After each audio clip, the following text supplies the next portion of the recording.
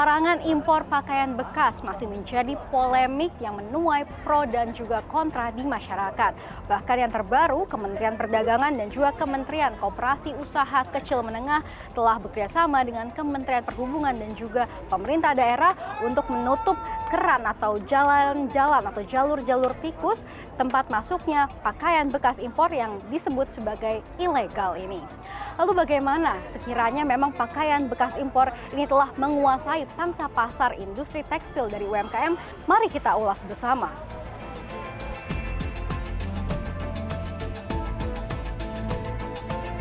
Tampaknya bisnis dan penggunaan pakaian impor bekas membuat telinga orang nomor satu di Republik Indonesia ini gerah. Presiden Joko Widodo buka suara dan dengan tegas melarang penjualan baju bekas impor. Pemerintah menilai keberadaan bisnis baju bekas impor dapat mengganggu industri tekstil dalam negeri. Sudah saya perintahkan untuk cari betul, dan ini sudah sehari dua hari sudah banyak yang ketemu. Itu mengganggu industri tekstil di dalam negeri, sangat mengganggu. Larang dan sanksi. Jadi ya, Pak? yang namanya impor pakaian bekas stop. Sebenarnya, impor tekstil dan produk tekstil yang membanjiri tanah air bukan perkara baru. Serbuan impor disebut-sebut menjadi salah satu penyebab industri tekstil dalam negeri berdarah-darah karena menggerus pasar lokal. Ditambah saat ini pasar ekspor belum benar-benar pulih akibat efek domino memanasnya perekonomian di negara-negara tujuan ekspor utama tekstil Indonesia. Antara tak banyak yang tahu atau sudah tahu tapi pura-pura lupa. Sejak 2015, pemerintah resmi melarang aktivitas impor pakaian bekas lewat Peraturan Menteri Perdagangan Nomor 51 Tahun 2015 tentang larangan impor pakaian bekas dan Peraturan Menteri Perdagangan Nomor 40 Tahun 2022 tentang perubahan atas Peraturan Menteri Perdagangan Nomor 18 Tahun 2021 tentang barang dilarang ekspor dan barang dilarang impor. Namun pertanyaannya, seberapa besarkah pakaian bekas impor ilegal telah mencederai UMKM tanah air? Tak main-main, Menteri Perdagangan Zulkifli Hasan menyatakan, bisnis pakaian bekas telah menguasai 31% pasar pakaian di Indonesia. Yang ilegal ini, yang selundupan ini, sudah menguasai 31% pasarnya UMKM kita. Bayangkan. Jadi kalau selangkah lagi, itu UMKM itu bisa nggak keru-keruan, habis pasarnya. Kenapa? Dia kan ilegal, nggak berpajak, ya, obrol murah-murah, bisa orang, gitu.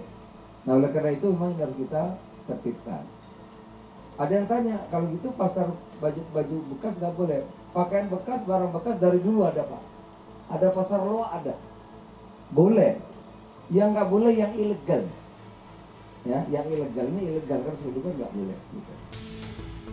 Senada seirama dengan Menteri Perdagangan, Menteri Koperasi dan UKM, Teten Masduki menjelaskan, berdasarkan data BPS, potensi nilai impor pakaian ilegal pada 2018 mencapai 89,37 triliun rupiah. Diikuti tahun berikutnya sebesar 89,6 triliun rupiah dan melonjak pada 2020 mencapai 110,28 triliun rupiah. Kemudian pada 2021 dan 2022 masing-masing mencapai 103,68 triliun rupiah dan 104,41 triliun rupiah. Sementara itu, pengetatan pengawasan berujung pada penyitaan dan pemusnahan pakaian bekas impor ilegal agar tidak disalahgunakan dan tidak mengancam keberlangsungan UMKM Indonesia. Pemusnahan dilakukan dengan cara membakar ribuan baju bekas impor ilegal yang merupakan hasil penindakan Direktorat Jenderal Bea dan Cukai Kementerian Keuangan dan Bareskrim Polri yang didapat dari sejumlah gudang-gudang penjualan domestik di berbagai titik. Puncaknya 7.363 bal dengan nilai mencapai 85 miliar rupiah dimusnahkan di tempat penimbunan pabean Direktorat Jenderal Bea dan Cukai Cikarang, Kabupaten Bekasi. Penindakan yang sama juga dilakukan di Pekanbaru dan Sidoarjo sebesar 10 miliar dan baru-baru ini di Batam sebesar 17,4 miliar rupiah. Direktur Jenderal Bea Cukai Askolani mengatakan pakaian bekas impor itu merupakan barang selundupan dari Singapura, Malaysia, Vietnam, dan Thailand.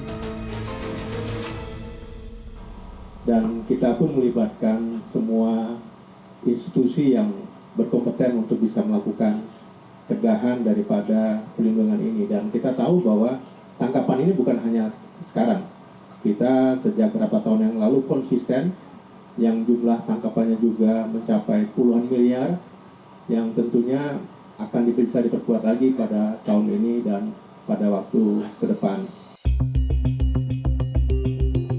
Berseberangan dengan pandangan pemerintah soal thrifting, anggota DPR RI Komisi 7 Adiana Pitupulu mengatakan bahwa dirinya justru pengguna thrifting dan beranggapan sasaran pemerintah seharusnya bukan pedagang, melainkan para penyelundup. Untuk itu menurut anggota Wakil Rakyat ini, justru politik anggaran untuk pengawasan dan pengejaran para penyelundup perlu dibahas bersama parlemen. Karena bisnis thrifting udah lama ya Bang, kenapa baru sekarang naik? Gua pengguna thrifting. Kenapa baru sekarang dipermasalahin Bang? Ya karena katanya ada peningkatan cukup signifikan. Tapi menurut saya hal-hal lain yang kita diskusikan. Saya sampaikan tadi bahwa harus ada politik anggaran. Bagaimana meningkatkan jumlah kapal angkatan laut, meningkatkan jumlah kapal Bakamla, Pol Airut, Bea Cukai, kapalnya ditambah. Dan itu harus ada keputusan bersama dalam parlemen dalam konteks politik anggaran.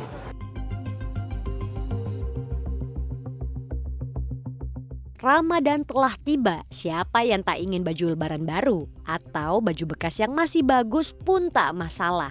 Hal ini tergambar dari tingginya minat para pembeli yang masih gemar memburu thrifting di sejumlah pasar di Indonesia. Seperti di kota Sukabumi, Jawa Barat. Antusias pembeli menjelang lebaran membuat penjualan thrifting melonjak.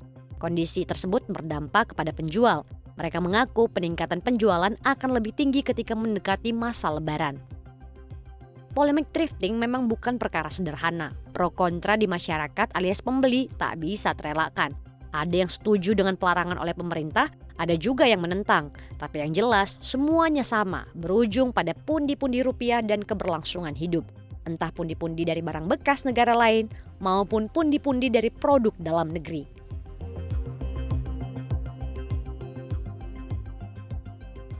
Kalau misalnya menurut aku nggak setuju banget sih, karena banyak industri sebesar ini nggak akan mudah untuk dimatikan gitu aja.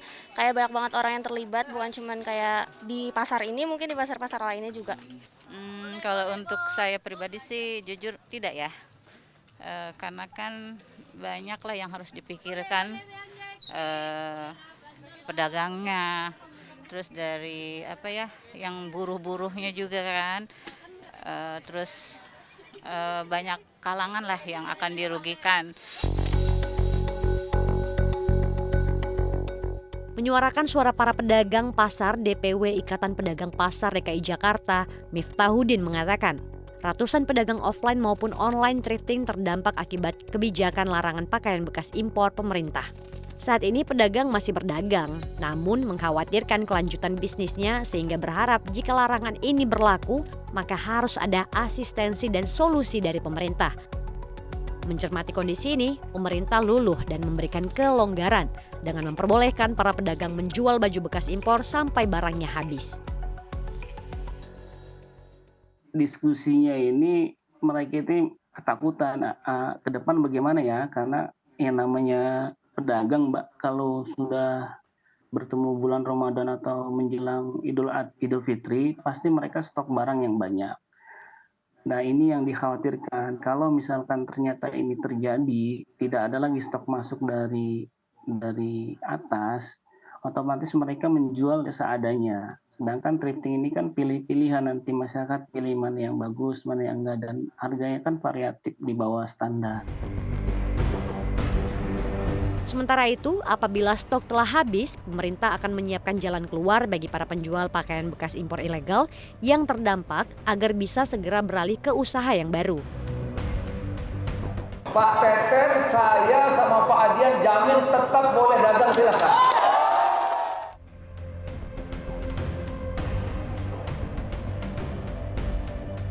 Namun pertanyaannya, bagaimana mekanisme yang disusun agar pemerintah tahu jika stok pedagang telah habis atau ada pedagang nakal yang memang sengaja tak menghabiskan stoknya akibat barang impor ini terus masuk dengan dalih permintaan tinggi. Semoga usul bukan hanya sembarang usul, kebijakan dan pengawasan tak hanya lantang di depan kamera.